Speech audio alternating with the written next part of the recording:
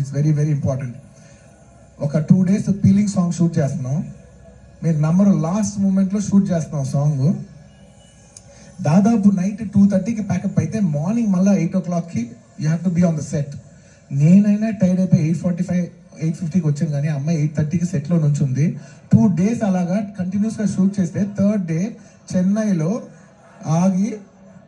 ఆగి ఒక్క నిమిషం అలాగా 2 days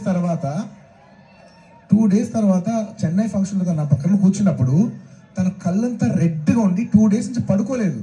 నేను అడుగుతున్నా, రష్ అమ్మ డిడ్ యూ స్లీప్ అంటే లైక్ నో సార్ అంటే నాకు ఎంత బాధేస్తుంది అంటే అసలు no professional would have done that.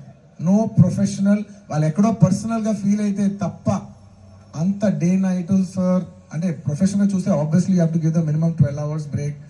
ఆ టైంలో కూడా ఈ నిక్ ఆఫ్ ది అవర్ ఈ 5 ఏళ్ళు మొత్తం ఒక ఎత్తు